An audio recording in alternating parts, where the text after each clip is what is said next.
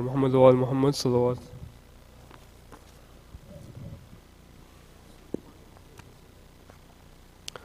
أعوذ بالله من الشيطان الرجيم. بسم الله الرحمن الرحيم.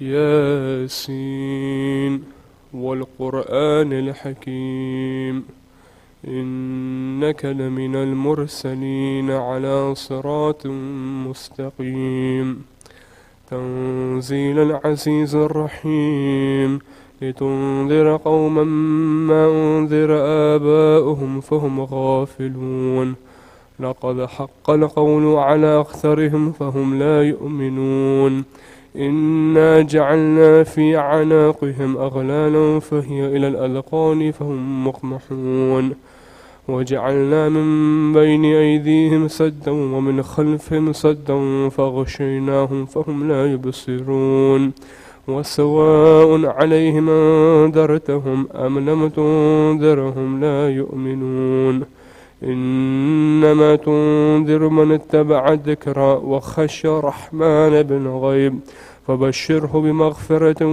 وأجر كريم إنا نحن نحيي الموتى ونكتب ما قدموا وآثارهم وكل شيء أحصيناه في إمام مبين واضرب لهم مثلا أصحاب القرية إذ جاءها المرسلون إذ أرسلنا إليهم 2 فكذبوهما فعززنا بثالث فقالوا إنا إليكم مرسلون قالوا ما أنتم إلا بشرنا مثلنا وما أنزل الرحمن من شيء إن أنتم إلا تكذبون قالوا ربنا يعلم إنا إليكم لمرسلون وما علينا إلا البلاغ المبين قالوا إنا اطيرنا بكم لئن لم تنتهوا لنرجمنكم وليمسنكم منا عذاب أليم قالوا طائركم معكم أن ذكرتم بل أنتم قوم مسرفون وجاء من أقصى المدينة رجل يسعى قال يا قوم اتبعوا المرسلين اتبعوا من لا يسألكم أجرا وهم مهتدون وما لي لا أعبد الذي فطرني وإليه ترجعون أتخذ من دونه آلهة يردن الرحمن بذر لا تغني عني شفاعتهم شيئا ولا ينقذون إني إذا لفي الضلال مبين إني آمنت بربكم فاسمعون قيل ادخل الجنة قال يا ليت قومي يعلمون بما غفر لي ربي وجعلني من المكرمين وما أنزلنا على قومه من بعده من جند من السماء وما كنا منزلين إن كانت إلا صيحة واحدة فإذا هم خامدون يا حسرة على العباد ما يأتيهم من رسول إلا كانوا به يستهزئون ألم يروا كم أهلكنا قبلهم من القرون أنهم إليهم لا يرجعون وكل لما جميعا لدينا محضرون وآية لهم الأرض الميتة أحييناها وأخرجنا منها حبا فمنه يأكلون وجعلنا فيها جنات من نخيل وعناب وفجرنا فيها من العيون ليأكلوا من تمره وما عملته أيديهم أفلا يشكرون سبحان الذي خلق الأزواج كلها مما تنبت الأرض ومن أنفسهم ومما لا يعلمون وآية لهم الليل نسلخ منه النهار فإذا هم مظلمون والشمس تجري لمستقر لها ذلك تقدير عزيز عليم والقمر قدرناه منازل حتى عاد كالعرجون القديم لا الشمس ينبغي لها أن تدرك القمر ولا الليل سابق النهار وكل في فلك يسبحون وآية لهم أنا حملنا ذريتهم في الفلك المشحون وخلقنا لهم من مثله ما يركبون وإن نشأ نغرقهم فلا صريخ لهم ولا هم ينقذون إلا رحمة منا ومتاعا إلى حين. وإذا قيل لهم اتقوا ما بين أيديكم وما خلفكم لعلكم ترحمون وما تأتيهم من آية من آيات ربهم إلا كانوا عنها معرضين. وإذا قيل لهم أنفقوا مما رزقكم الله قال الذين كفروا للذين آمنوا أن نطعم من لو يشاء الله أطعمه إن أنتم إلا في ضلال مبين. ويقولون متى هذا الوعد إن كنتم صادقين ما ينظرون إلا صيحة واحدة تأخذهم وهم يخصمون فلا يستطيعون توصية ولا إلى أهلهم يرجعون. ونفخ في الصور فإذا هم من الأجداث إلى ربهم ينسلون قالوا يا ويلنا من بعثنا من مرقدنا هذا ما وعد الرحمن وصدق المرسلون إن كانت إلا صيحة واحدة فإذا هم جميع لدينا محضرون فاليوم لا تظلم نفس شيئا ولا تجزون إلا ما كنتم تعملون. إن أصحاب الجنة اليوم في شغل فاكهون هم وأزواجهم في ظلال على الأرائك متكئون لهم فيها فاكهة ولهم ما يدعون سلام قولا من رب رحيم. وامتازوا اليوم أيها المجرمون ألم أهد إليكم يا بني آدم أن لا تعبدوا الشيطان إنه لكم عدو مبين وأن اعبدوني هذا صراط مستقيم. ولقد ضل منكم جبلا كثيرا أفلم تكونوا تعقلون هذه جهنم التي كنتم توعدون اصلوها اليوم بما كنتم تكفرون اليوم نختم على أفواههم وتكلمنا أيديهم وتشهد أرجلهم بما كانوا يكسبون. ولو نشاء لطمسنا على أعينهم فاستبقوا الصراط فأنى يبصرون ولو نشاء لمسخناهم على مكانتهم فما استطاعوا مضيا ولا يرجعون. ومن نعمره نكسه في الخلق أفلا يعقلون.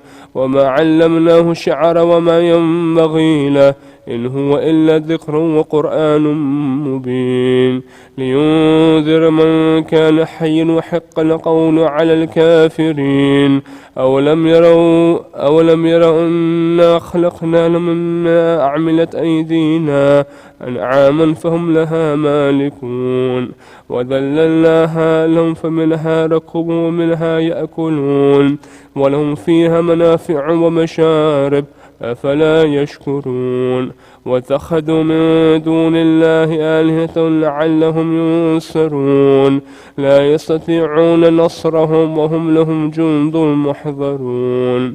فلا يحزنك قولهم إنا نعلم ما يسرون وما يعلنون. أولم ير الإنسان أنا خلقناه من نطفة فإذا هو خصيم مبين. وضرب لنا مثلا ونسي خلقه قال من يحيي العظام وهي رميم قل يحييها الذي أنشأها أول مرة وهو بكل خلق عليم الذين جعل لكم من الشجر الأخضر نارا فإذا أنتم منه توقدون. أوليس الذي خلق السماوات والأرض بقادر على أن يخلق مثلهم بلى وهو الخلاق العليم. إنما أمره إذا أراد شيئا يقول له كن فيكون فسبحان الذي بيده ملكوت كل شيء وإليه ترجعون. رحم الله منكر. الفاتحة.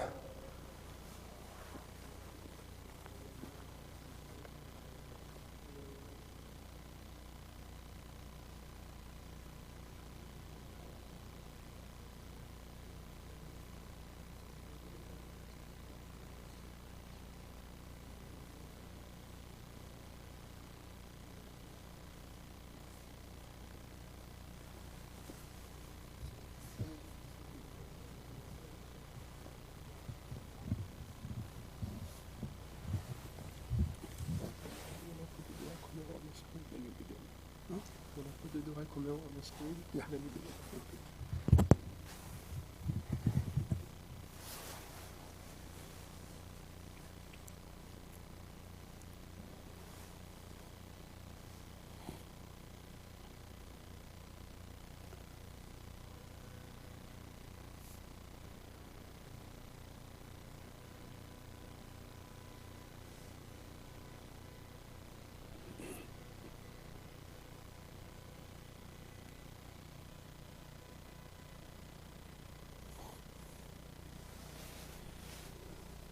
اللهم صل على محمد وآل محمد. بسم الله الرحمن الرحيم. اللهم إني أسألك برحمتك التي وسعت كل شيء وبقوتك التي قهرت بها كل شيء وخضع لها كل شيء وذل لها كل شيء وبجبروتك التي غلبت بها كل شيء وبعزتك التي لا يقوم لها شيء وبعظمتك التي ملأت كل شيء وبسلطانك الذي على كل شيء وبوجهك الباقي بعد فناء كل شيء وبأسمائك التي ملأت أركان كل شيء وبعلمك الذي أحاط بكل شيء وبنور وجهك الذي أضاء له كل شيء. يا نور يا قدوس يا أول الأولين ويا آخر الآخرين. اللهم اغفر لي الذنوب التي تهتك العصام. اللهم اغفر لي الذنوب التي تنزل النقم. اللهم اغفر لي الذنوب التي تغير النعم. اللهم اغفر لي الذنوب التي تحبس الدعاء. اللهم اغفر لي الذنوب التي تقطع الرجاء. اللهم اغفر لي الذنوب التي تنزل البلاء.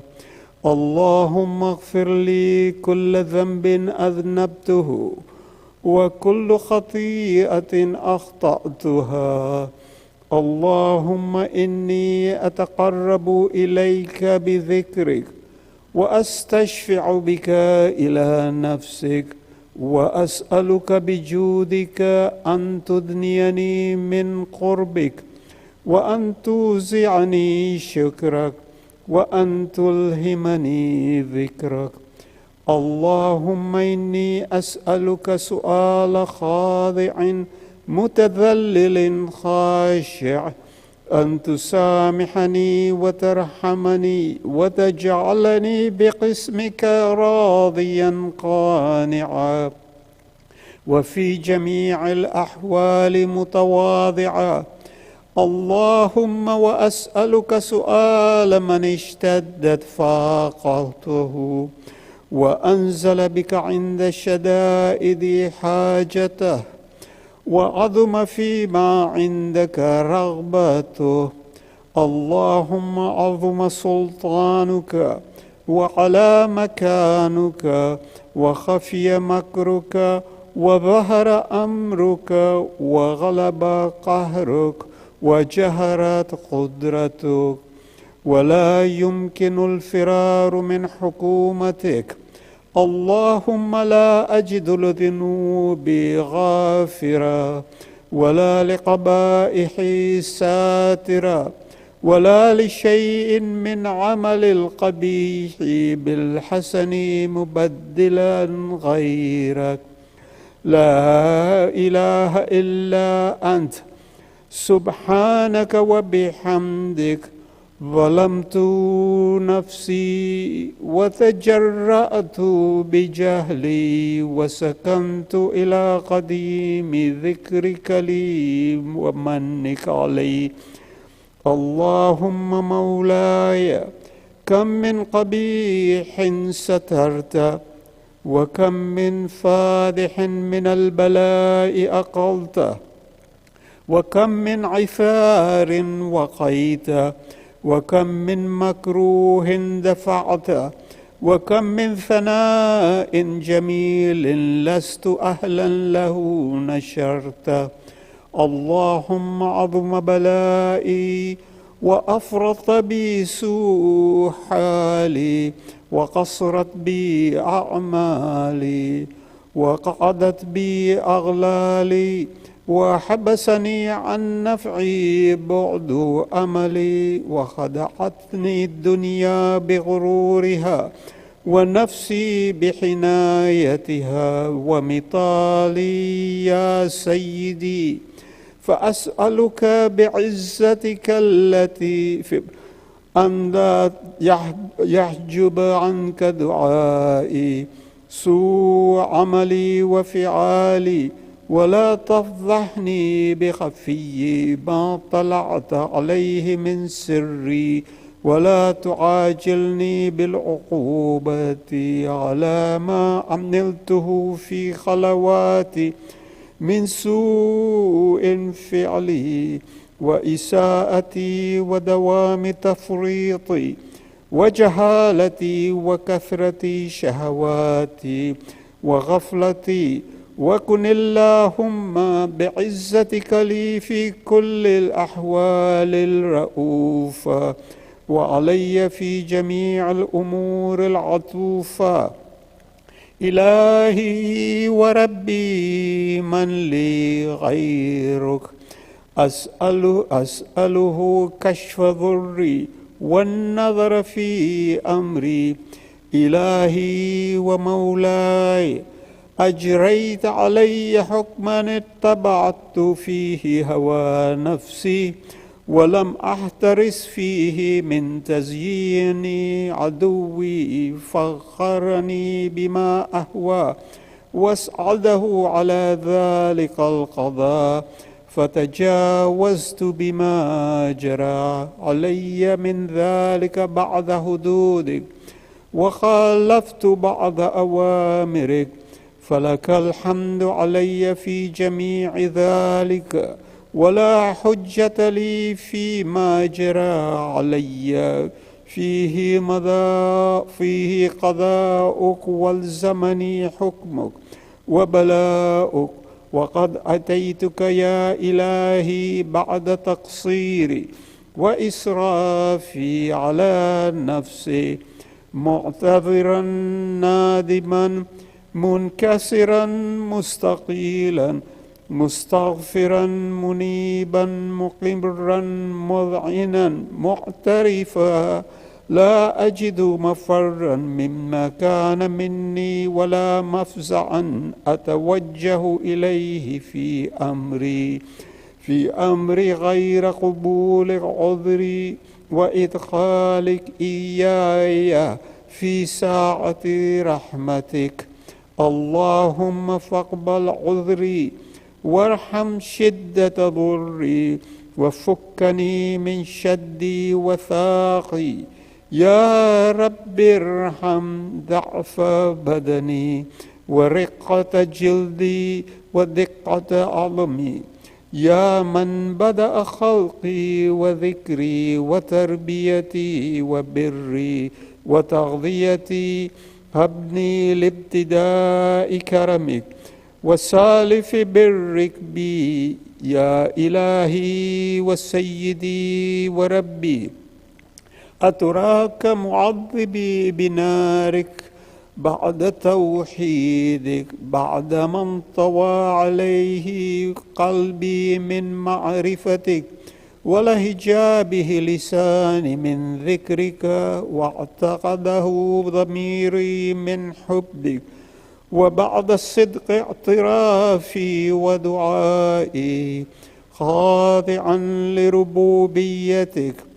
هيهات أنت أكرم من أن تضيع من ربيت، أو تعبد من أدنيت، أو تشرد من آويت، أو تسلم إلى البلاء من كفيت ورحمت، وليت شعري يا سيدي وإلهي ومولاي، أتسلط النار على وجوه خرت لعظمتك ساجدة، وعلى ألسن نطقت بتوحيدك صادقة، وبشكرك مادحة، وعلى قلوب اعترفت بإلهيتك محققة، وعلى ضمائر حوت من العلم بك حتى صارت خاشعة،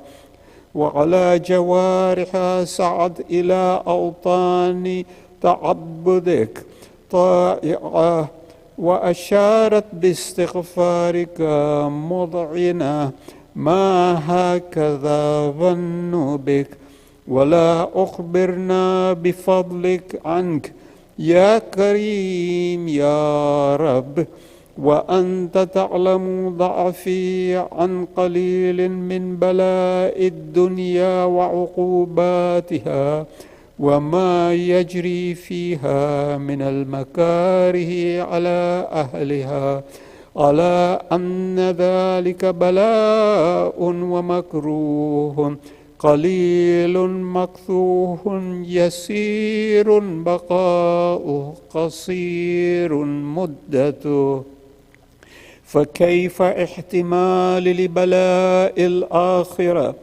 وجليل وقوع المكاره فيها، وهو بلاء تطول مدته ويدوم مقامه ولا يخفف عن أهله، لأنه لا يكون إلا عن غضبك وانتقامك وسخطك، وهذا ما لا تقوم له السماوات والأرض. يا سيدي، فكيف لي وأنا عبدك الضعيف الذليل الحقير المسكين المستكين؟ يا إلهي وربي وسيدي ومولاي، لأي الأمور إليك أشكو، ولما منها أضج وأبكي، لأليم العذاب والشدة أم لطول البلاء ومدته؟ فلئن صيرتني لعقوبات مع أعدائك، وجمعت بيني وبين أهل البلاء، وفرقت بيني وبين أحبائك وأوليائك، فهبني يا إلهي وسيدي ومولاي وربي، صبرت على عذابك، فكيف أصبر على فراقك؟ وهبني صبرت على حر نارك، فكيف أصبر عن نظري إلى كرامتك؟ أم كيف أسكن في النار ورجاء عفوك؟ فبعزتك يا سيدي ومولاي أقسم صادقة، لئن تركتني ناطقة لأضيجن إليك بين أهلها ضجيج الآملين، ولأصرخن إليك صراخ المستصرخين، ولأبكين عليك بكاء الفاقدين، ولأنادينك أين كنت يا ولي المؤمنين؟ يا غاية آمال العارفين، يا غياث المستغيثين، يا حبيب قلوب الصادقين، ويا إله العالمين، أفتراك سبحانك يا إلهي وبحمدك تسمع فيها صوت عبد مسلم سجن فيها بمخالفته، وذاق طعم عذابها بمعصيته، وحبس بين أطباقها بجرمه وجريرته، وهو يضج إليك ضجيج المؤمل لرحمتك، ويناديك بلسان أهل توحيدك ويتوسل إليك بربوبيتك. يا مولاي، فكيف يبقى بالعذاب وهو يرجو ما سلف من حلمك؟ أم كيف تؤلمه النار وهو يأمل فضلك ورحمتك؟ أم كيف يحرقه لهيبها وأنت تسمع صوته وترى مكانه؟ أم كيف يشتمل عليه زفيرها وأنت تعلم ضعفا؟ أم كيف يتقلقل بين أطباقها وأنت تعلم صدقا؟ أم كيف تزجره زبانيتها وهو يناديك يا رب؟ أم كيف يرجو فضلك في عتقه منها فتتركه فيها؟ هيهات، ما ذلك الظن بك ولا المعروف من فضلك ولا مشبه لما عاملت به الموحدين من برك وإحسانك.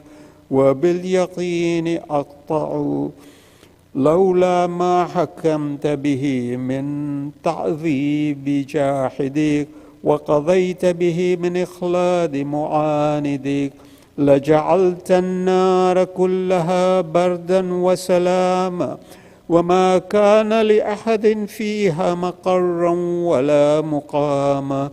لكنك تقدست أسماؤك أقسمت أن تملأها من الكافرين من الجنة والناس أجمعين، أن تخلد فيها المعاندين.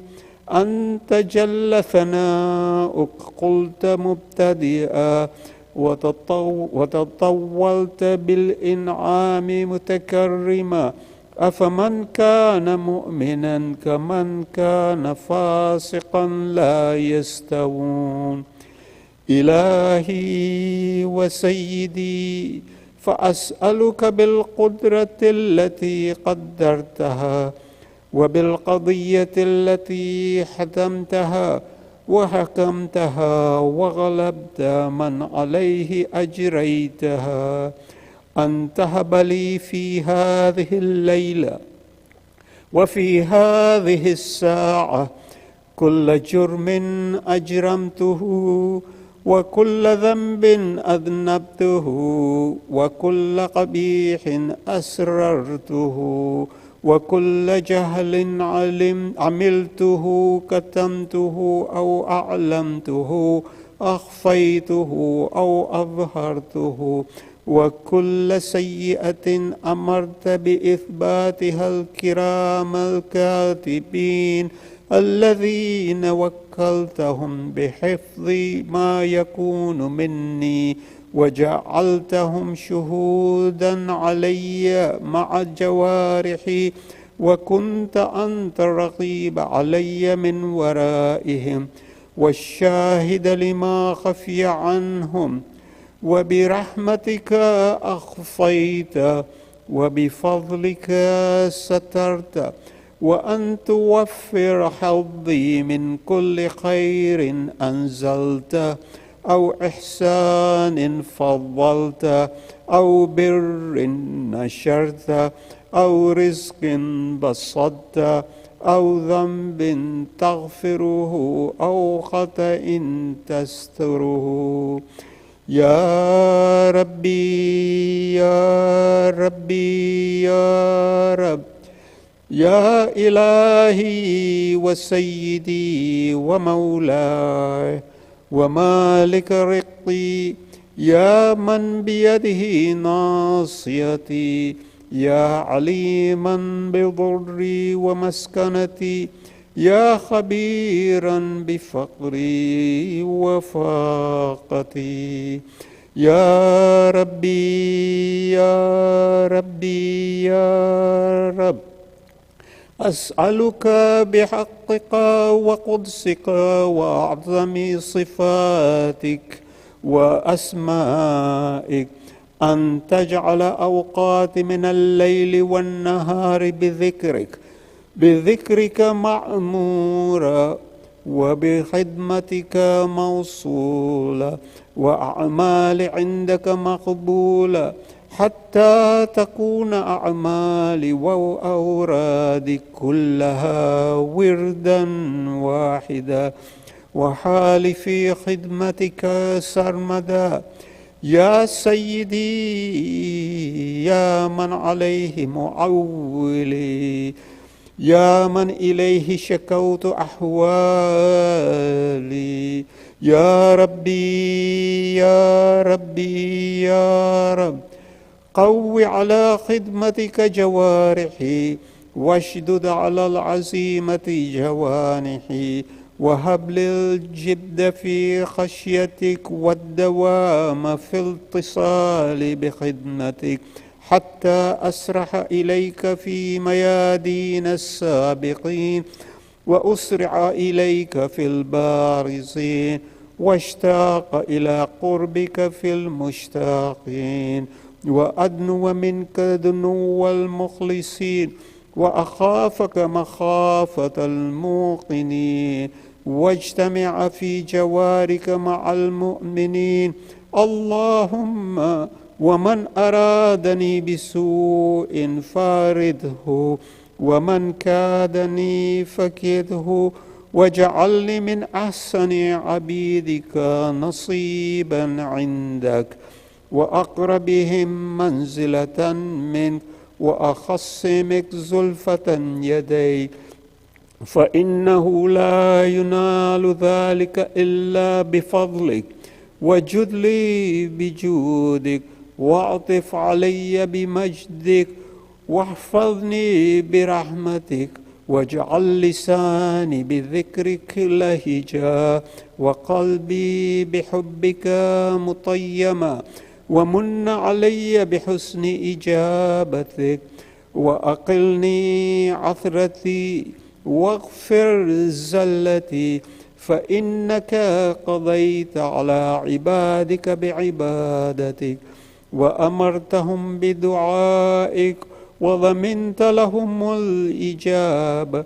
فإليك يا ربي نصبت وجهي، وإليك يا ربي مددت يدي، فبعزتك استجب لي دعائي، وبلغني مناي، ولا تقطع من فضلك رجاء، واكفني شر الجن والإنس من أعدائي. يا سريع الرضا اغفر لمن لا يملك إلا الدعاء، فإنك فعال لما تشاء. يا من اسمه دواء، وذكره شفاء، وطاعته الغنى، ارحم من رأس ماله الرجاء، وسلاحه البكاء. يا سابغ النعم، يا دافع النقم، يا نور المستوحشين في الظلم، يا عالما لا يعلم، صل على محمد وآل محمد، وافعل بي ما أنت أهل. وصلى الله على رسوله والأئمة الميامين من آله وسلم تسليما كثيرا.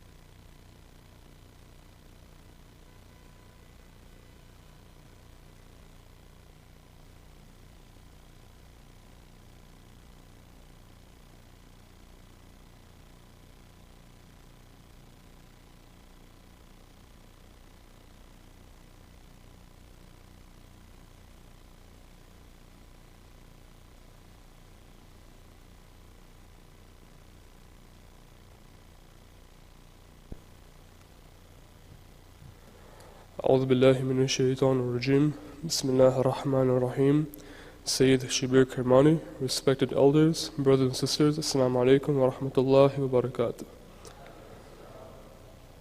Surah Fatiha is requested for the Salah Sawab of the marhumin listed on the screen and for all marhumin. Al-Fatiha.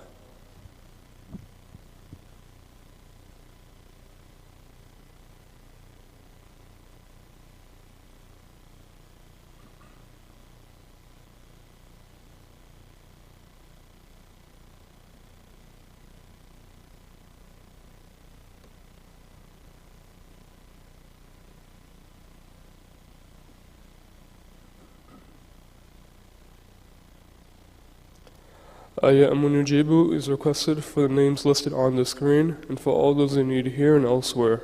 Bismillah ar-Rahman ar-Rahim.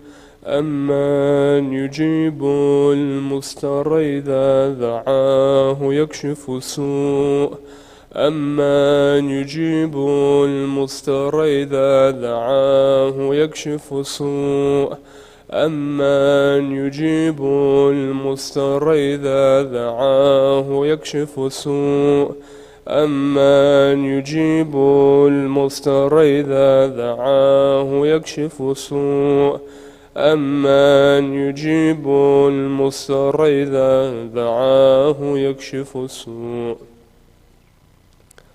Weekly updates.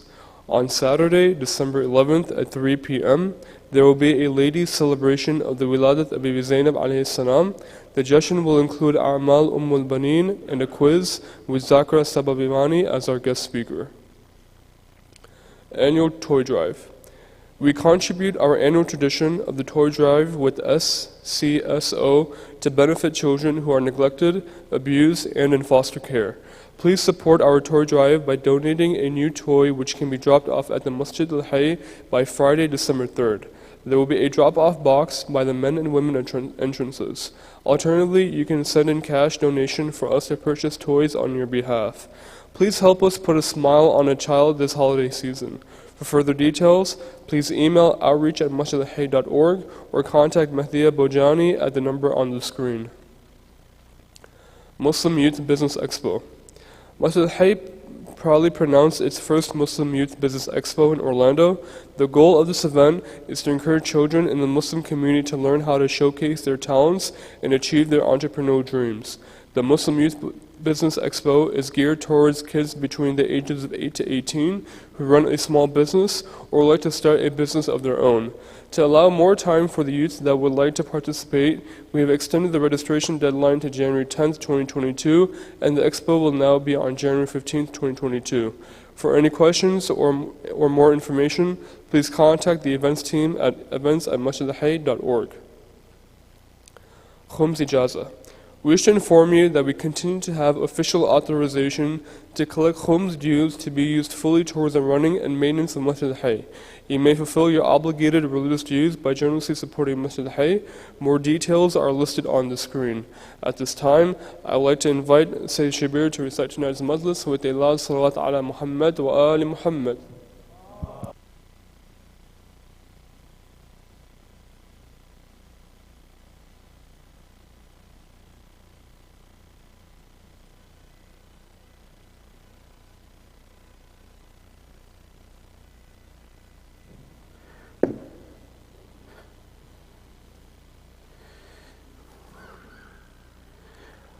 أعوذ بالله من الشيطان اللعين الرجيم بسم الله الرحمن الرحيم فوض أمري إلى الله إن الله بصير بالعباد ولا حول ولا قوة إلا بالله العلي العظيم حسبنا الله ونعم الوكيل ونعم المولى ونعم النصير والصلاة والسلام والتحية والإكرام على الرسول المسدد المصطفى الأمجد المحمود الأحمد الذي سمي في السماء بأحمد وفي الأرض بأبي القاسم محمد اللهم صل على محمد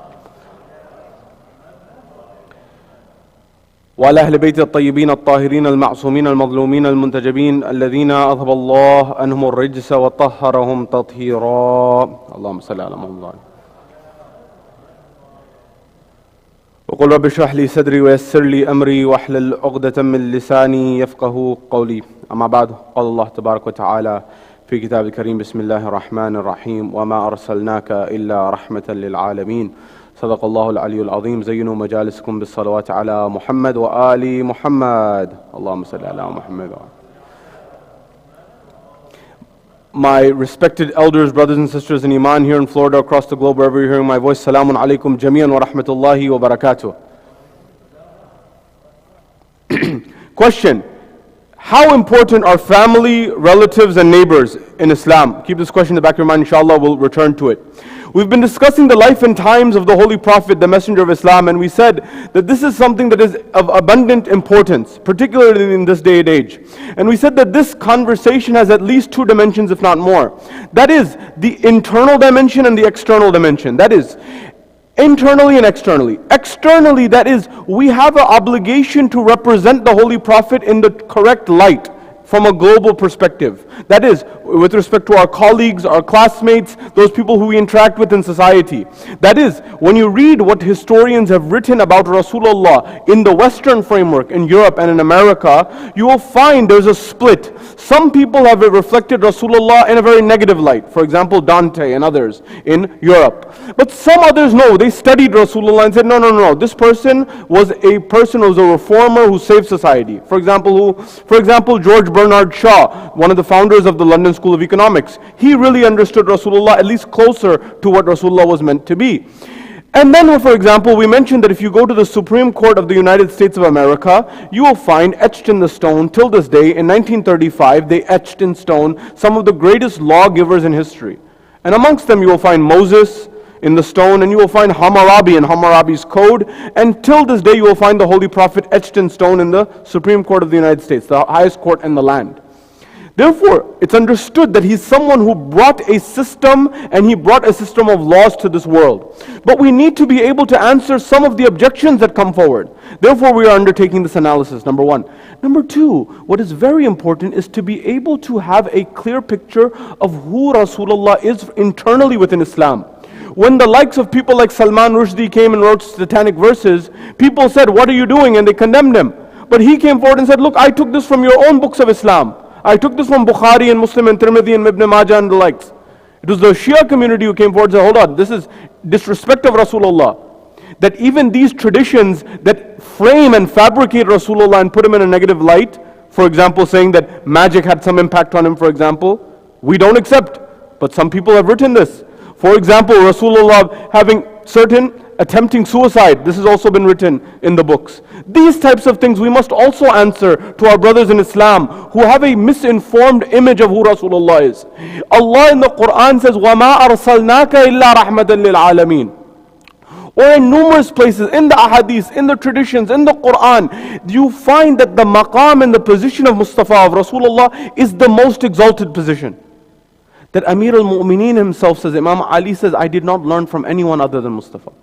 Imagine, the teacher of Ali ibn Abi Talib, who is the Bab of Madinatul Ilm, the door of the city of knowledge, his teacher, who is the city of knowledge, is Rasulullah. So we must understand this individual, number one. Therefore, in tonight's conversation, we will extend this conversation and we'll begin with a recap of what we covered last time. At the next level, we'll jump in, that will be very quick, we'll jump into the next elements. That is, what was going on during the time of the grandfather of Rasulullah, that is Abdul Muttalib. Who was this person and what were the obstacles that he was facing? You see, when we study this, you will begin to realize that animosity that ended up in Karbala, it didn't start overnight. It was coming generationally, generation after generation, and we'll make it clear as to how that was coming around. So therefore, the life and times of Abdul Muttalib, the grandfather of Rasulullah. At the next level, what were some of the prophecies that people had said, this is going to happen down the road, that happened during that time?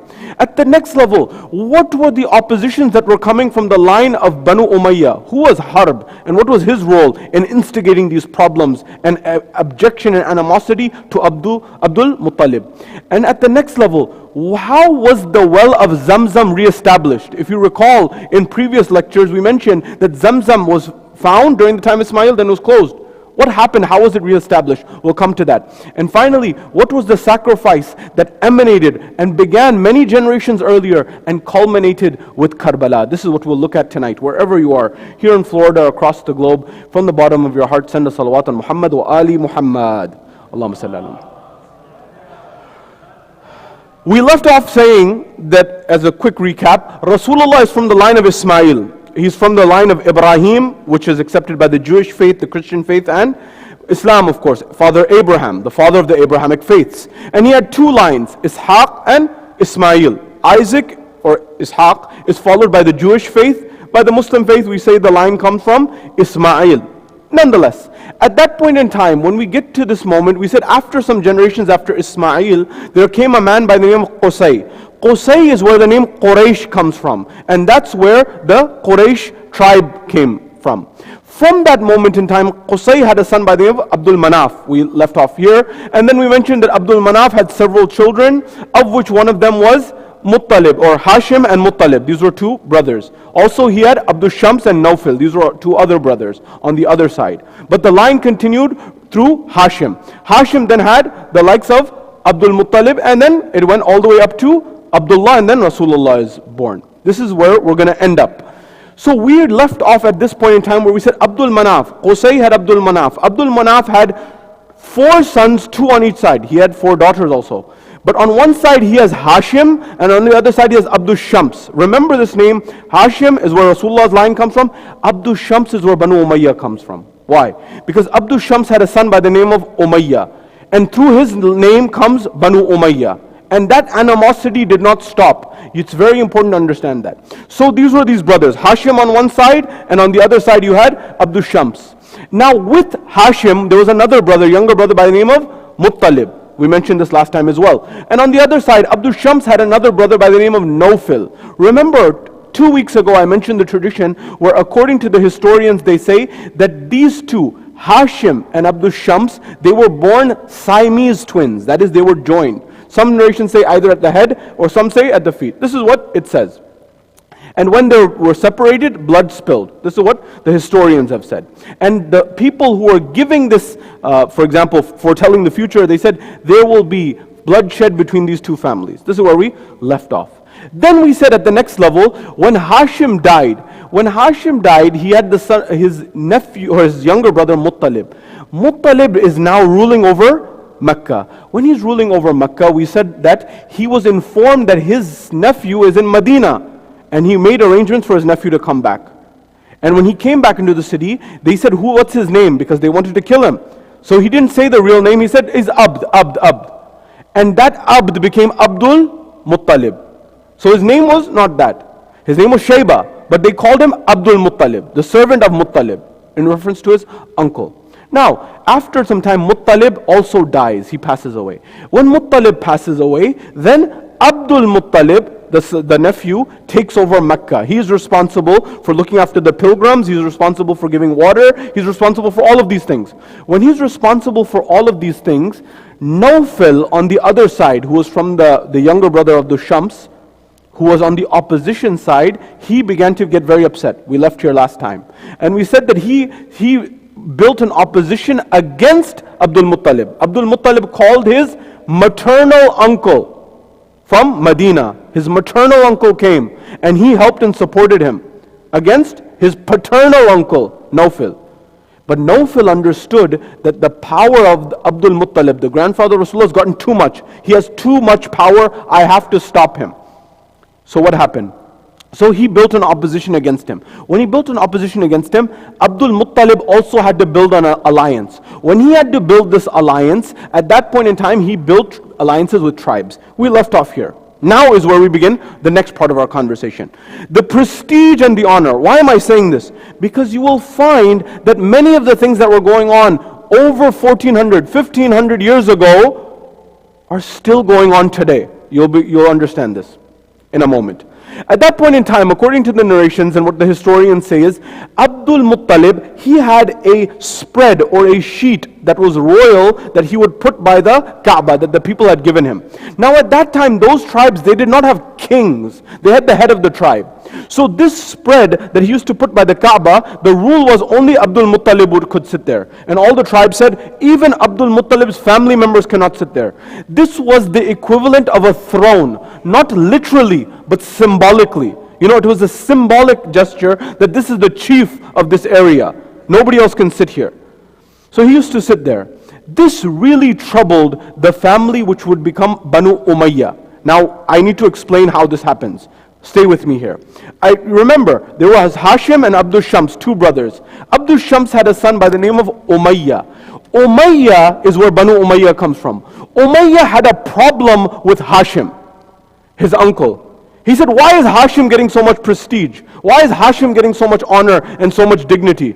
So he started saying that I want that much respect. Now look at the ego of the human beings. These things don't change. So he comes, at that time there were mediators in Mecca. These mediators were like judges of the time. So they would figure out disputes between two parties. So he went to the mediators, Umayyah, and he says, look, I want you to mediate between me and my uncle. Now look, Abdul Muttalib, we're going to get to Abdul Muttalib, but you have to understand Abdul Muttalib has prestige and honor. And it had been foretold. How? Abdul Muttalib goes on a business trip. Stay with me here. Abdul Muttalib, the grandfather of Rasulullah, he goes on a business trip to Yemen. When he goes on a business trip to Yemen, according to the traditions, he meets an old man. Because remember, there was a light, a nur of prophethood that was in his forehead, that was being passed generation to generation. At that point in time, when he's in Yemen, this old man sees this and he says, can I analyze your physical features for a moment? You know, people look at palms and they look at things. He says, Abdul Muttalib says, no, I'm fine, no thank you. He says, okay, do you just give me the permission to look at your nose, your nostrils? He said, it's an old man, out of respect. He says, sure, fine, just look at my nose, that's it, I have things to do. This is Abdul Muttalib. He says, I'm looking at your nose and nostrils and I see that it's clear that God has put in your family, it's been foretold that there will be prophethood and rulership.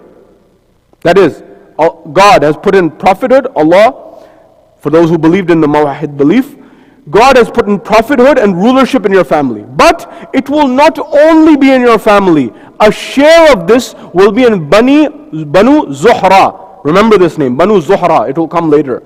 Not tonight perhaps, but in future lectures. What family was Banu Zuhra and how did that relate to the Prophet's line? So this prophecy was there. There was the nur of the prophethood that was there in Abdul Muttalib. Now come back to the opposition that he's facing while he's in Mecca.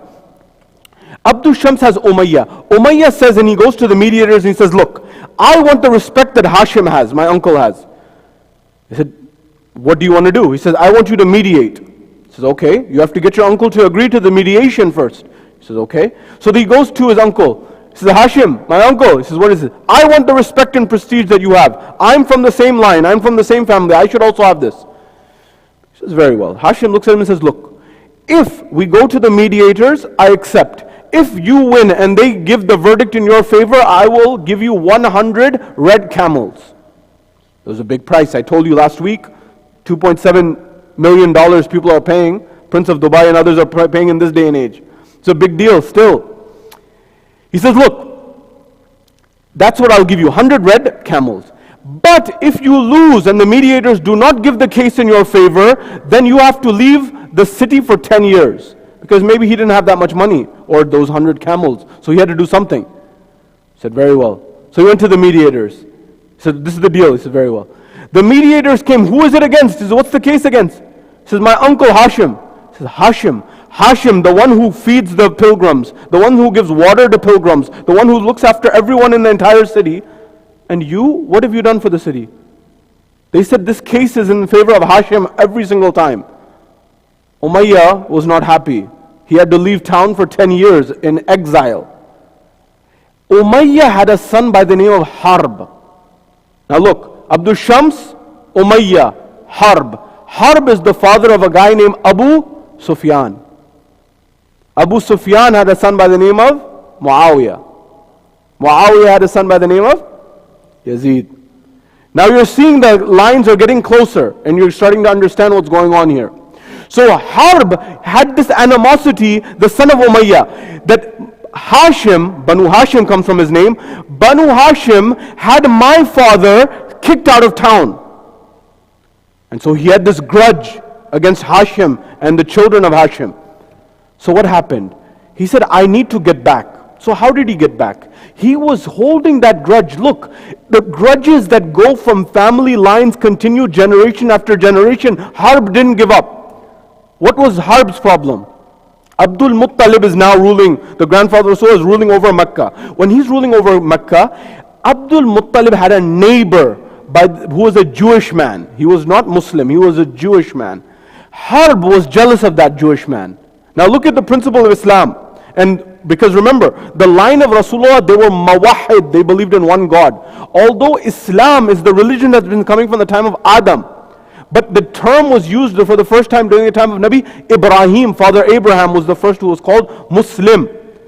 Now the followers, according to the narrations, Rasulullah's ancestors, they were not following Islam in terms of the Sharia that we have today, but they were following in the line of the one monotheistic God. This is very important to note. So at this point in time, Harb comes and he gets a plot and an idea. There was a Jewish neighbor of Abdul Muttalib. He said, I will finish this Jewish neighbor off. This Jewish neighbor was very wealthy, and he used to abide by the rules and the laws, but Harb was jealous that why is this Jewish guy living in our city? Because many of the Jews lived in Medina. They didn't predominantly live in Mecca at that time. So why is this person living in our city, rich, and he's enjoying all the comforts?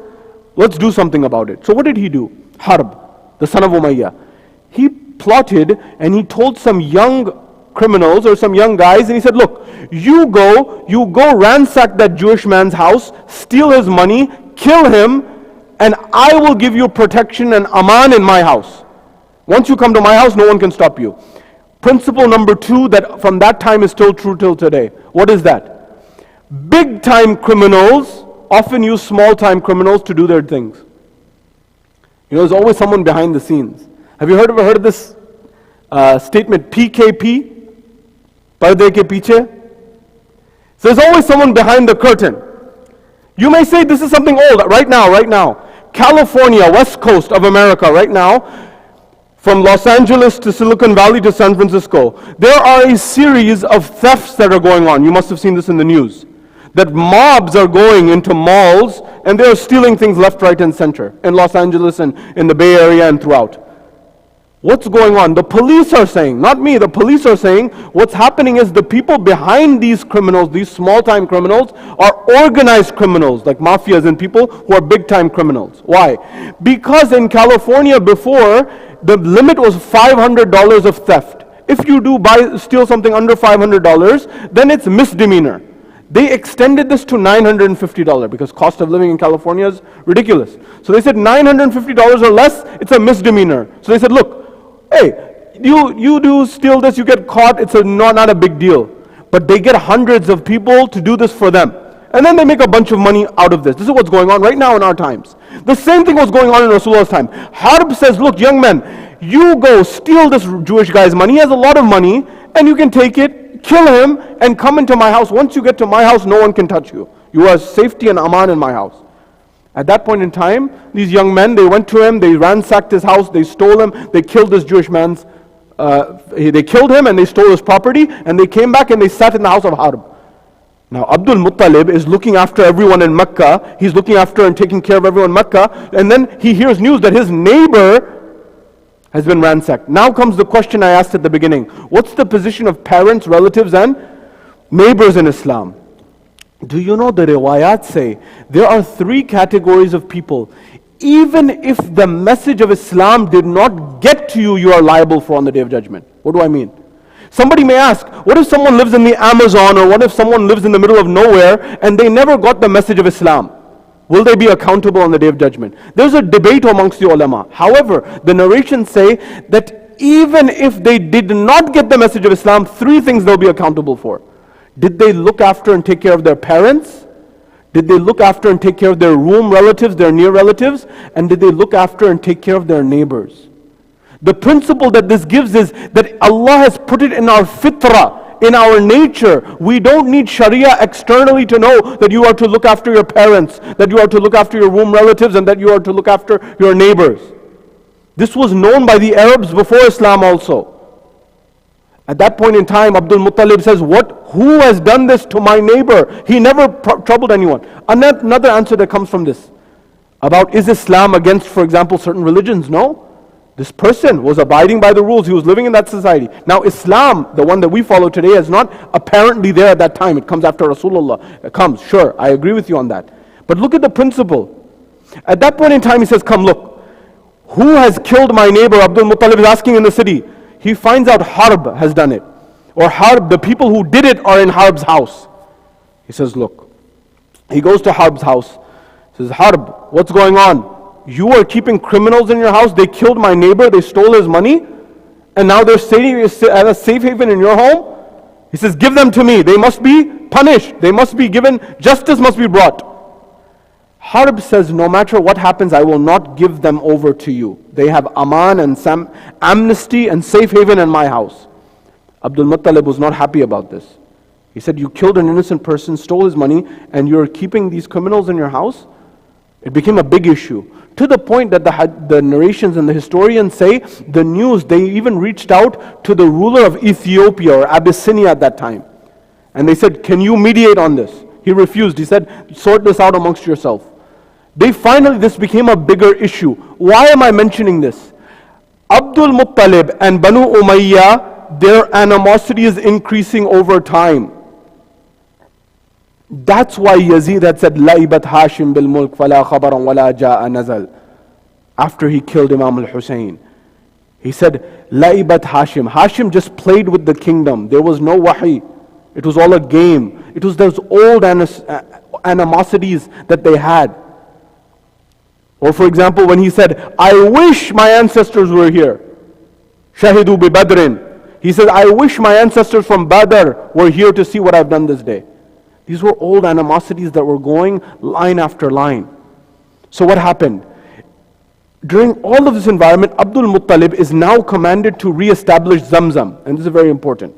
Remember I mentioned to you, Nabi Ismail, Bibi Hajara is the one who finds and the spring of Zamzam springs out. When the spring of Zamzam comes out, at that point in time, birds and other animals came because there's water in the middle of the desert. Other tribes also came to this region. When other tribes also came to this region, those tribes began to slowly take away the power and the influence from Ismail's family. Banu Jurham and the likes. Banu Jurham, who Nabi Ismail married into, at that point in time, they said that our power and prestige has been taken away. They closed off Zamzam. They threw, if you remember, I mentioned a few weeks ago, they threw into Zamzam some spears, some swords, 2 golden deer that had come from the Persian ruler, and 5 swords had been thrown in, and they closed it off. Now Abdul Muttalib is sleeping on the spread, you know, the one that only he was allowed to sit on, that was by the Kaaba. He's sleeping there at night. He's sleeping on his spread by the Kaaba. This has been narrated by Allama Majlisi in Bihar, but you'll also find this Sheikh Kulaini. Now Sheikh Kulaini is one of our most authentic and reliable. You know the Kutub Arba, remember, the 4 books of Shiaism that are extremely important for everyone to know. For example, Al-Kafi Man La Yahzarahu Al-Faqih Tahzib and Istibsar.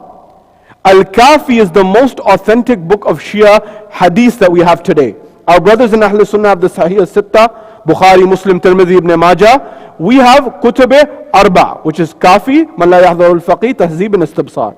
Al-Kafi, which is Usul al-Kafi, Rawzatul Kafi, and Furu al-Kafi. This is the most complete works. All of Al-Kafi has more hadith than all of the Sahih Sitta combined. It's the most authentic. But even the ulama say not 100% everything necessarily in Al-Kafi is authentic. I say this why? Because some people say that, you know, Shiaism was very early Shiaism is very different than Shiaism today. You're hearing this a lot these days. You know, we used to have Kutub Arba Mi'a, 400 books of hadith. But they were burned. For example, when the Mongols invaded Baghdad, they burned many of the books that were there. And over time, the Ahlul Bayt's narrations were accumulated by the scholars. But some of these were in different places. Some of the books ended up in India, for example. So, because the Mughals, the Persians were migrating towards India and ruling over India. So many of these books were not centralized. They were in different places. Nonetheless, Abdul Muttalib is in the vicinity of the Kaaba. Sheikh Kulaini says this as well as Allama Majlisi. He's in the vicinity of the Kaaba. He's lying there sleeping. And when he's sleeping, his eyes close and his dream emerges. He sees a dream. What is the dream that he sees? The dream he sees, go and open Tayyiba or Tayyiba. Both of the names have been given. He wakes up, he says, go and open Tayyiba or Tayyiba? He doesn't make much of it. The next night he's sleeping the same in the vicinity of the Kaaba. He's sleeping there on the spread. And he says, go and open. He hears in his dream in a voice, go and open Birra or Barra. Both of the names have been given. He says, Barra, go open. What does it mean? Third night, he's sleeping and he hears a voice that says, go and open Madhnuna. Madhnuna, what is Madhnuna? It doesn't make any of it. Fourth night, he sees in his dream and he hears a voice, go and open Zamzam. Then he woke up and he said, Zamzam, that is the well that used to be here, that made Mecca inhabited in the first place. Zamzam.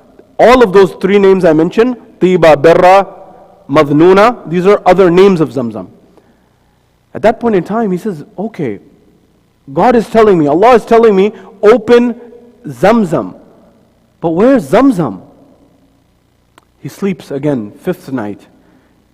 In this fifth night, he then sees a vision. And he sees a man who tells him, look, you are to go and find Zamzam where there is the white crow with red beak, red feet, that is by the Kaaba, and it is at the point where their ants are there. And it's eating the ants. The ants have built their homes there, and you'll see a white crow. There's another species of white crow. White crow is not albino crow, by the way. White crow is a different species of crow. It exists. So some narrations say white crow, some say red feet. Nonetheless, whatever narration you pick. He says, go to this place, and then there you will strike and dig, and then you will find the well. Abdul Muttalib gets up. When Abdul Muttalib gets up at that point in time, he says, very well. He looks and he identifies and he sees the exact location. There's the white crow, there's the ants, and the crows are eating the ants, right by the Kaaba, the corner of the Kaaba, or the side of the Kaaba. He says, okay, this is the place. But he says, I need help. I need someone to help me. I can't do this alone. So he gets up and he goes to the Quraysh. Now the Quraysh were different factions and different tribes, but all under the wing of Qusay. Remember, Qusay united the tribes and brought Mecca back together after it had been scattered. He says, look, okay. Abdul Muttalib says, look, I've seen this vision and I need to dig here, but I need your help. He tells the people of Quraysh. He says, oh, so what did you see? He says, I saw a dream. So first night says, go and open Tiba. So okay. Go and open Birra. So okay. And then go and open Madhnuna. And then the fourth night I saw, go and open Zamzam. He says, then I saw in the fifth night where the location is. We need to dig here. Quraysh said, hold on a second. You saw a dream that told you to dig here? They started laughing at him. He said, have you lost your mind, Abdul Muttalib? Go away, we don't have time for your games. At that point in time, Abdul Muttalib says he needs to do this, but he didn't have any support or help. At that time, Abdul Muttalib had one son by the name of Haris. He said, Haris, my son, we must do and we must follow on this and we must dig here. Haris says, very well, my father, let's do it. They get up together and they go in the morning and they begin to dig at that location. When they begin to dig at that location, it becomes very difficult. It's very hot in the middle of the desert. Digging, it's not easy. Haris says to Abdul Muttalib, I wish we had some help. I wish we had some support. He said, yes, it's not easy, but we must persevere. We must stay with it. At that point in time, Abdul Muttalib gets up, and the narration says, he holds on to the Kaaba. When he holds on to the Kaaba, he makes a nadhar to God, to Allah subhanahu wa ta'ala. And he says that I am struggling in your way, Ya Allah, my Lord. He says, I'm struggling, and he's holding on to God's house, to the Kaaba. He says that if I had help and support, I would struggle even more and be able to do more.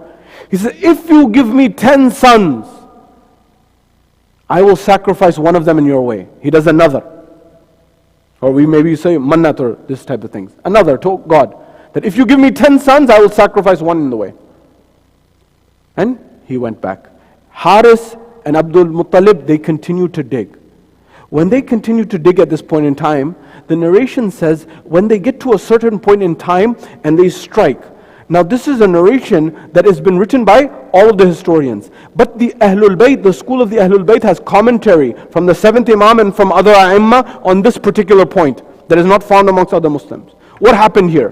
When they strike, according to the narrations from the Ahlul Bayt and from the 7th Imam and the Ahlul Bayt at large, when they struck at one point in time, a very strong odor emerged, a very strong fragrance. When this very strong odor, I should say, emerged, Haris was shocked and he ran away. It was not a good smell. When this bad smell emerged, Haris ran away right away. Imam Kadhim is saying this. He said, when this happened, Abdul Muttalib stayed because he felt that I must stay on this path. So he dug a little bit more. There was a wisdom as to why this odor came. As soon as he dug a little bit more, a beautiful fragrance emerged, Imam Kazim says. When this beautiful fragrance emerged, at that time, as soon as the beautiful fragrance emerged, Abdul Muttalib says, wow. And he takes some rest. He sits down for a moment and he falls asleep. When he falls asleep, at that point in time, Imam Kazim says, the odor that came first was for a reason. It was because Haris was not meant to hear and see what was going to happen now. This was only for Abdul Muttalib. So Abdul Muttalib, the fragrance came when there was no one else. He slept. When he slept, he saw a vision in his dream. And at that point in time, he was told that you are going to dig a little bit further. And when you dig a little bit further, you will hit gold. That gold is for you. Use it to build the Kaaba and spend it on the Kaaba. He says, after a little bit, then you will, for example, get some swords. 13 swords. 13 swords. One for the messenger that will come from your line, who will be the seal of prophets, and 12 for the imams that come from his line. And then you'll get an armor. That armor, which was a big deal at that time, is for you to keep. That is for you. At that point in time, he sees this. As soon as his eyes open, he sees 13 swords. The dream also said, the 13 swords you are not to give to anyone. The gold is yours, spend it on the Kaaba. The swords you are to protect and keep as a trust, because you have to give this to Banu Makhzum. Remember that name. Banu Makhzum is a very important tribe that Rasulullah's maternal side will come from. And you will see that Fatima Makhzuma is the one who Abdul Muttalib marries. And when he marries her, he gets 10 sons. From which comes, one of them is Abdullah, which will come to next time. At that point in time, he starts digging. He sees the 13 swords Abdul Muttalib does. He takes the 13 and he hides them and puts them to the side. And he digs a little bit further. He gets the 2 deer. When he gets those 2, remember the 2 golden deer that the Persian king had sent and Banu Jurham had thrown into it to close off Zamzam. They were still there. But there was an inscription on those. The inscription on that, according to what Imam Kazim says in the hadith says, there was an inscription that was written on there that many people don't know. And that inscription was, Ashhadu an la ilaha illallah, wa ashhadu anna Muhammadan Rasulullah, wa ashhadu anna Aliyun waliyullah, wa fulanun khalifatullah. The word says fulanun khalifatullah. That is, and so is the Khalifa of Allah. Now, this is why we need the Ahlul Bayt. Otherwise, we wouldn't know. Because they asked Imam al-Kazim, they said, what is this? What is this individual who's Fulan? The name has not been mentioned. The Imam said this was a reference to Imam Sahib al-Asr wal-Zaman, the Imam of our time. Therefore, from that time, the preparations of not only Rasulullah were being made, but the preparations for the Mahdi of the Ummahs, who's going to come at the end, were being made. Because there are very interesting questions that emerge with respect to Imam al-Zaman and his life that relate to this. And this was inscribed there. We'll pick this up inshallah next time in terms of what also emerged from this. I'm out of time tonight because it's Thursday night, we have to do the zikr of the musibah for the marhumin and for our also prosperity. But remember one thing, these animosities were not overnight and new. Those grudges that Yazid had were the grudges that Muawiyah had, were the grudges that Abu Sufyan had, were the grudges that Harb had, were the grudges that Umayyah had. And they were just getting bigger and bigger over time. And that's what culminated in Karbala. Imam al-Hussein alayhi salam in Karbala, it was a very difficult moment. Azadaro कहते हैं कि Imam al-Hussein alayhi salam ने हर शहीद का सर अपने जानों में रखा. हत्ता कि जब हुर का बेटा गया और जब हुर का बेटा गया शहीद होने, अज़ादार रिवायतों में मिलता है कि हुर ने जब देखा कि बेटा गिर रहा है, अली बिन हुर, जब अली बिन हुर गिर रहा है तो बाप भागा और दौड़ा और बेटे की तरफ गया, मगर क्या देखते हैं हुर कि इमाम हुसैन मौजूद है वहां, और हुर ये देख रहे हैं कि अली बिन हुर का सर इमाम हुसैन के जानू में है, और कहते हैं आका ये मेरा बेटा है, ये गुलाम है, आप आका हैं, ये कैसे होगा? इमाम हुसैन ने कहा हुर ये बेटा है तुम्हारा, ये जवान है, तुम ज़ईफ बाप हो, ये जा नहीं है, यहां से चले जाओ, मगर एक सवाल है, कुछ ही देर में अली अकबर होंगे, हुसैन गरीब होंगे। और एक मरहला ये था कि इमाम हुसैन ने कहा कि अल्लाहुम्मा शहद अला हाउलाइल कौम अल्लज़ी खल्कन व खुल्कन व मंतिका, ए खुदावंदा गवाह रहना, जिसको मैं भेज रहा हूं वो कौन है जो खल्कन व खुल्कन व मंतिका के उसके हर रुख से वो नबी की शबी है। मगर इमाम हुसैन ने क्या देखा कि जब अली अकबर गिरे तो कोई संभालने वाला नहीं था। उलमा ये बयान करते हैं कि जब इमाम हुसैन अली अकबर को उठाए, बाजू में कोई और शख्सियत थी। कौन थी? शायर ने अजीब शेर, आखिरी शेर, शायर ने अजीब शेर कहा कि ज़ैनब आ गई जब अली अकबर को देखा और कहा लाशा है बराबर का, भैया से न उठेगा, लाशा है बराबर का, भैया से न उठेगा, मैं पालने वाली हूं, गोदी में उठा लूंगी, मैं पालने वाली हूं, गोदी में उठा लूंगी। अला लानतुल्लाहि अलल कौमिल ज़ालिमीन व सयअलमुल लज़ीना ज़लमू अय्य मुनक़लिबिन यनक़लिबून इन्ना लिल्लाहि व इन्ना इलैहि राजिऊन। Oh Allah, bless this holy gathering, Ya Allah. Grant shifa and maghfirah to all those who are in need. Ya Allah, anyone who's suffering from financial difficulty, Ya Allah, alleviate their financial difficulty. Ya Allah, forgive our marhumeen in this night. Ya Allah, raise their position in the jawar of the mahsumeen. And Ya Allah, hasten the repentance of Imam Sahib, bless with Zaman, and allow us to be amongst his companions when he returns. Surah Al-Mubarakat Al-Fatiha ma'as salawat. Allahumma salli ala Muhammad. Bismillah. Ziyarat.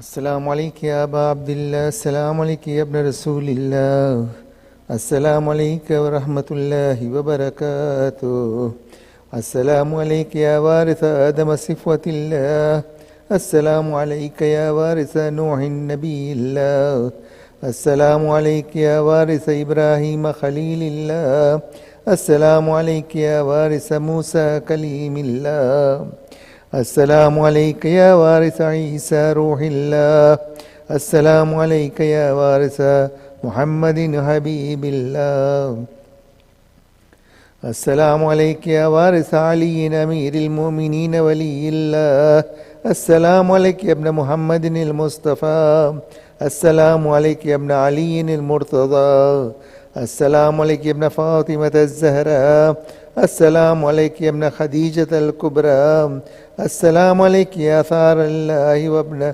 सारिह वल वित्रल मौतूर, अशहदु अन्नका क़द अक़मतस सलाह व आतैतज़ ज़काह व अमरत बिल मारूफ व नहैत अनिल मुनकर व अताअतल्लाह व रसूलहू हत्ता अताकल यकीन, फलअनल्लाहु उम्मतन क़तलतका वलअनल्लाहु उम्मतन ज़लमतका वलअनल्लाहु उम्मतन समिअत बिज़ालिका फ़रज़ियत बिह, या मौलाई या अबा अब्दिल्लाह, अशहदु अन्नका कुन्त नूरन फ़िल अस्लाबिश शामिख़ा वल अरहामिल मुतहहरा, लम तुनज्जिस्कल जाहिलिय्यतु बिअंजासिहा वलम तुलबिस्क मिन मुदलहिम्माति सियाबिहा وأشهد أنك من دعائم الدين وأركان المؤمنين، وأشهد أنك الإمام البر التقي الرضي الزكي الهادي المهدي، وأشهد أن الأئمة من ولدك كلمة التقوى وعلام الهدى والعروة الوثقى والحجة على أهل الدنيا، وأشهد الله وملائكته وأنبياءه ورسله أني بكم مؤمن وبيا بكم موقن بشرائع ديني وخواطيم عملي، وقلبي لقلبكم سلم وأمري لأمركم متبع. صلوات الله عليكم وعلى أرواحكم وعلى أجسادكم وعلى أجسامكم وعلى شاهدكم وعلى غائبكم وعلى ظاهركم وعلى باطنكم. السلام عليك يا ابن رسول الله، السلام عليك يا ابن نبي الله، السلام عليك يا ابن أمير المؤمنين، السلام عليك يا ابن الحسين الشهيد، السلام عليك أيها الشهيد وابن الشهيد، السلام عليك أيها المظلوم وابن المظلوم. لعن الله أمة قتلتك، ولعن الله أمة ظلمتك، ولعن الله أمة سمعت بذلك فرضيت به. السلام عليكم يا أولياء الله وأحباءه، السلام عليكم يا أصفياء الله وأبداءه، السلام عليكم يا أنصار دين الله، السلام عليكم يا أنصار رسول الله، السلام عليكم يا أنصار أمير المؤمنين، السلام عليكم يا أنصار فاطمة سيدة نساء العالمين، السلام عليكم يا أنصار أبي محمد الحسن بن علي الولي الناصح، السلام عليكم يا أنصار أبي عبد الله، بأبي أنتم وأمي طبتم وتعبت الأرض التي فيها دفنتم وفزتم فوزا عظيما، فيا ليتني كنت معكم فأفوز معكم. السلام عليك يا ابن أمير المؤمنين، السلام عليك أيها العبد الصالح المطيع لله ولرسوله، وأشهد أنك قد جاهدت ونصحت وصبرت حتى أتاك اليقين. لعن الله ظالمين لكم من الأولين والآخرين وألحقهم بدرجك الجحيم. السلام عليك يا مولاي وابن مولاي، السلام عليك يا غريب الغرباء، السلام عليك يا سلطان أبا الحسن علي بن موسى الرضا ورحمة الله وبركاته، السلام عليك يا صاحب الزمان، السلام عليك يا خليفة الرحمن، السلام عليك يا شريك القرآن، السلام عليك يا كعبة الإيمان، السلام عليكم يا أهل بيت النبوة جميعا ورحمة الله وبركاته.